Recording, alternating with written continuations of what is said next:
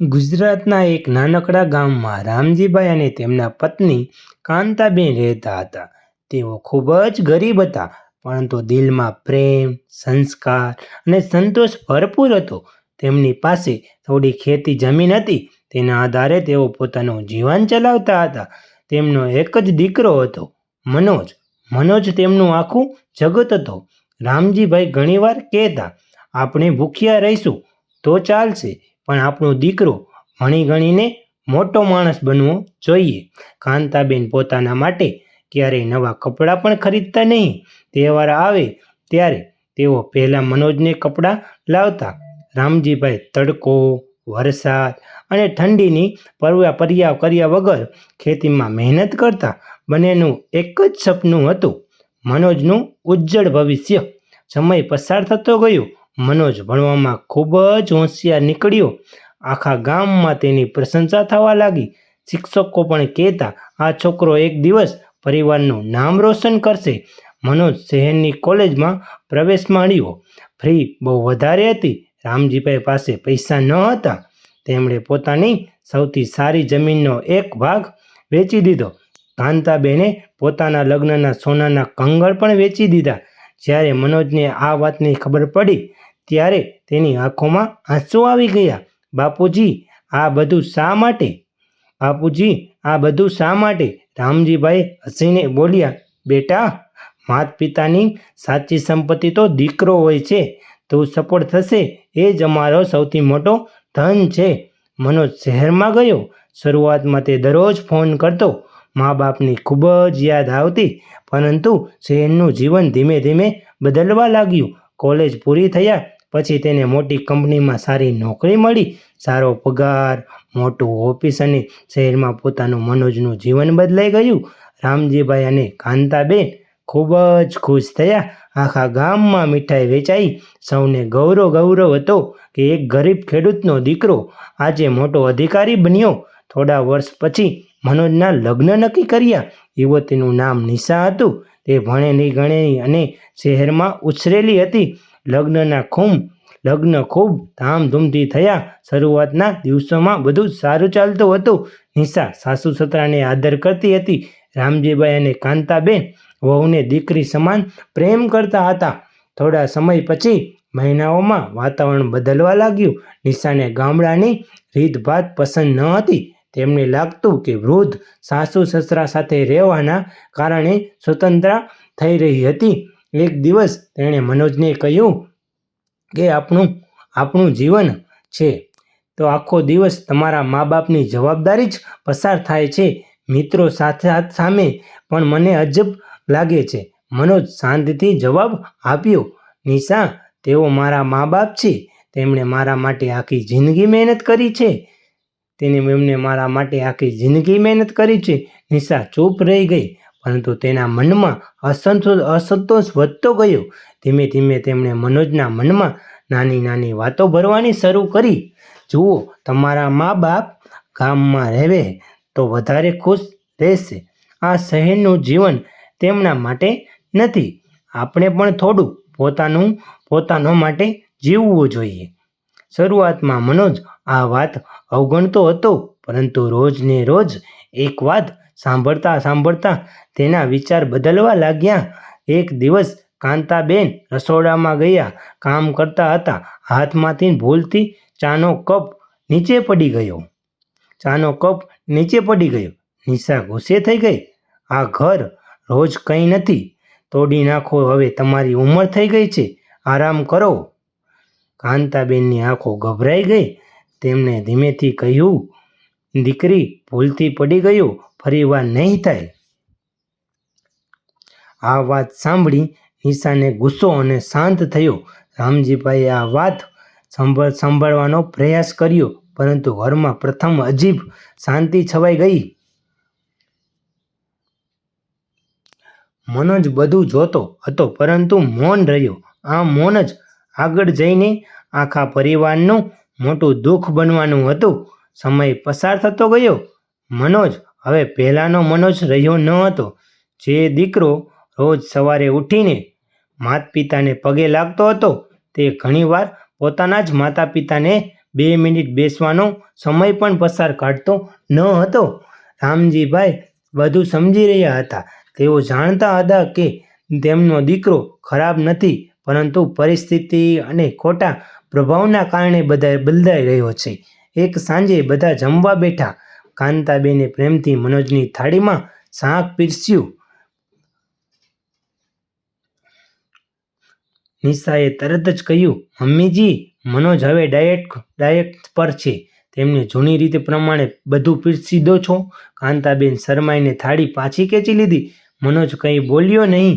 આ મૌન કાંતાબેનનું દિલ તોડી નાખી. એ રાત્રે કાંતાબેન રડતા રડતા રામજીભાઈને બોલ્યા, આપણે મનોજ હવે પહેલા જેવો નથી.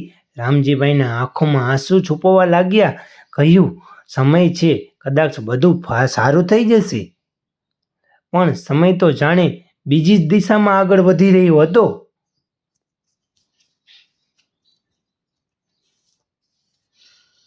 નિશાએ ધીમે ધીમે મનોજને સમજવા લાગી કે વૃદ્ધ મા બાપની જવાબદારીના કારણે તેમનું જીવન અટકી રહ્યું હતું. આપણે બહાર ફરવા પણ જઈ શકતા નથી. મિત્રો ઘરે આવે તો મને સંકોચ થાય છે. આખો દિવસ તેમની સેવા જ કરવી પડે છે. મનોજ શરૂઆતમાં વિરોધ કરતો, પરંતુ રોજ ને રોજ એક વાત સાંભળીને તેને અંદરથી નબળો પડવા લાગ્યો. એક દિવસ ઓફિસથી ઘરે આવતા જ તે ખૂબ થાકેલો હતો. કાંતાબેને કહ્યું, બેટા, આજે તારા મનપસંદ ઢોકળા બનાવ્યા છે.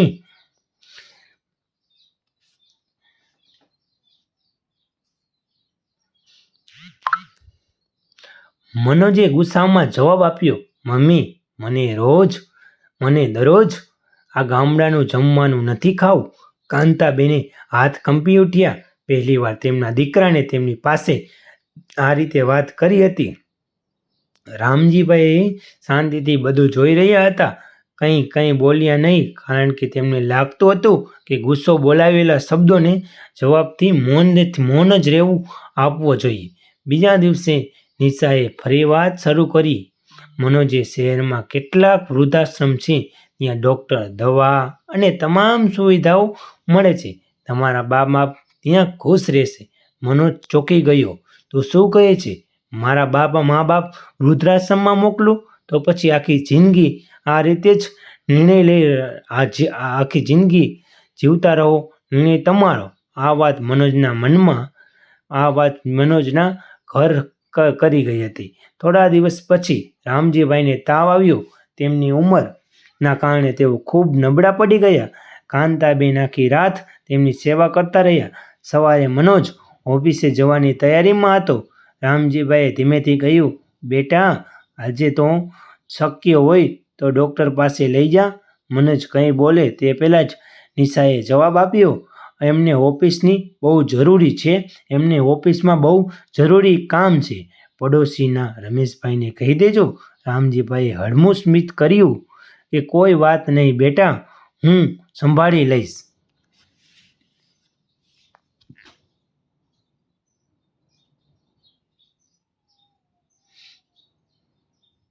આ શબ્દોમાં દુઃખ છુપાયેલું હતું, પણ ફરિયાદ ન હતી. તે દિવસે ઘણીવાર રામજીભાઈને લાગતું કે હવે તેઓ પોતાના જ ઘરમાં મહેમાન બની ગયા છે.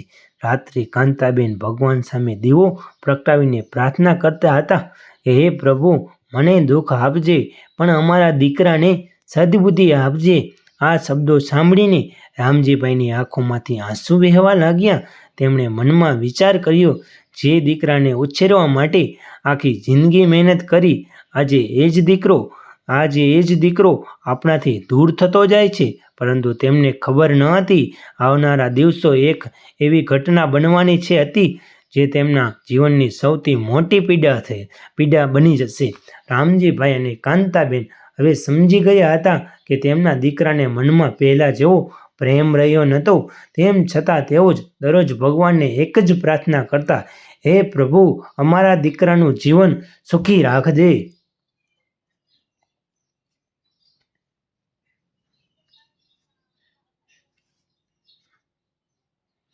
એક રવિવારની સવારે મનોજ ઘરે હતો.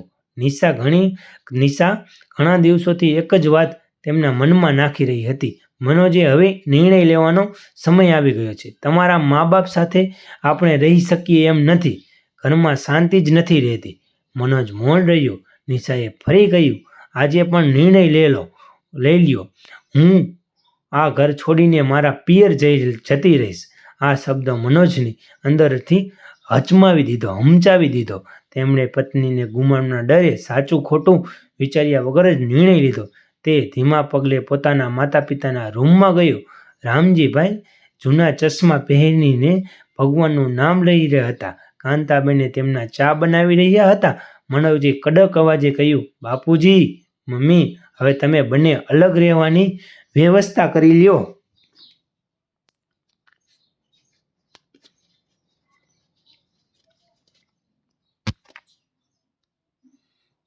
બંને એકબીજાના ચહેરા તરફ જોવા લાગ્યા. કાંતાબેને ધીમેથી પૂછ્યું, બેટા, કંઈ ભૂલ કરી છે? મનોજે નજર નીચી કરી, પરંતુ નિશા પાછળથી બોલી, ભૂલ તમારી નથી, પણ હવે અમારે પણ પોતાની જિંદગીમાં છે.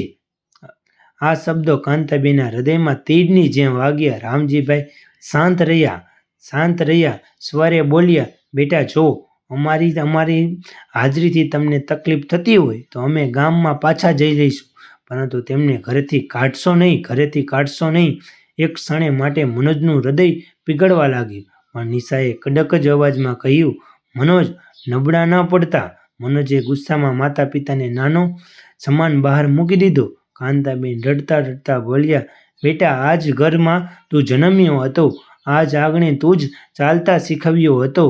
આજે અમને જ બહાર કાઢે છે. મનોજે કંઈ બોલ્યો નહીં. રામજીભાઈએ ભગવાનનો ફોટો હાથમાં લીધો અને પત્નીને કહ્યું, ચાલ કાંતા, જ્યાં ભગવાન લઈ જશે ત્યાં બંને જઈશું. ધીમે ધીમે દરવાજા તરફ ચાલવા લાગ્યા. અચાનક જ કાંતાબેનનો પગ લપસ્યો. તેઓ અસંતુલન ગુમાવી બેઠા. રામજીભાઈએ તેમને કડક પકડવા દોડ્યા. એ જ સમયે મનોજને ગુસ્સામાં દરવાજો બંધ કરવાનો પ્રયાસ કર્યો અને ધક્કો લાગતા બંને વૃદ્ધ દંપતી જમીન પર પડી ગયા.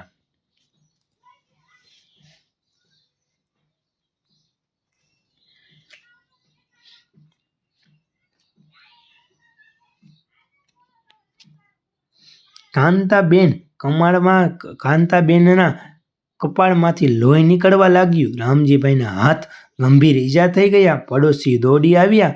એક વૃદ્ધ પડોશીએ ગુસ્સેથી કહ્યું, મનોજ, શરમ કર. જે મા બાપે તને આંગળી પકડીને ચાલતા શીખવ્યું છે, આજે તું એમને જ ધક્કો મારી રહ્યો છે. મનોજે એક ક્ષણ માટે સ્તંભ થઈ ગયો, પણ નિશાએ તેને અંદર ખેંચી લીધો અને દરવાજો બંધ કરી દીધો.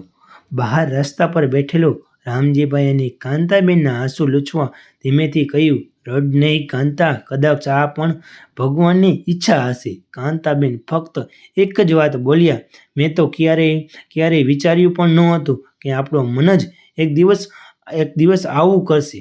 બંને વૃદ્ધ દંપતી પાસે હવે ઘર ન હતું, ન કોઈ સહારો. એક હાથમાં ભગવાનનો ફોટો અને એકબીજાના કપડાની નાની થેલી લઈને તેઓ ધીમે ધીમે ચાલવા લાગ્યા. રસ્તા પર ચાલવા લાગ્યા. તેમની આંખોમાં આંસુ હતા, પણ દીકરા માટે બદદુઆ નહોતી. તેમને માત્ર એટલું જ બોલતા રહ્યા, ભગવાન, અમારા દીકરાને સુખી રાખજે.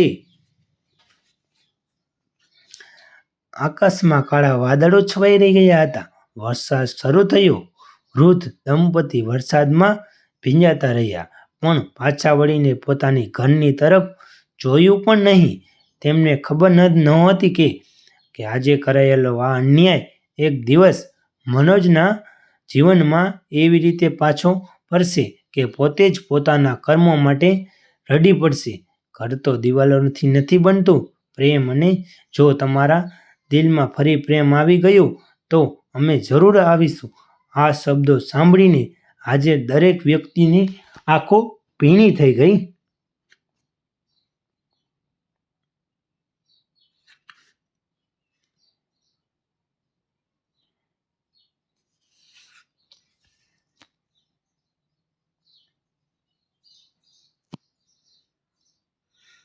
નિશા પણ કાંતાબેનને પગે પડી ગઈ. મમ્મીજી, મને માફ કરી દો. મેં જ મનોજને તમારા વિરોધ ભટકાવ્યો હતો. કાંતાબેને તેને ઊભા કરીને ગળે લગાવી લીધી. દીકરી, પરિવાર જ માફીથી જ ફરી જોડાય છે. જે દિવસે આખો પરિવાર એક થઈ ગયો. મનોજે પોતાના માતા પિતાને સન્માન સાથે ઘરે પરત લાવ્યા.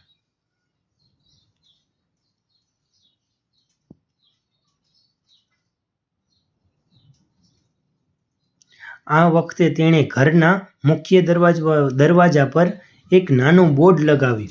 આ ઘરમાં મારા માતા પિતાના આશીર્વાદથી જ ઘર છે.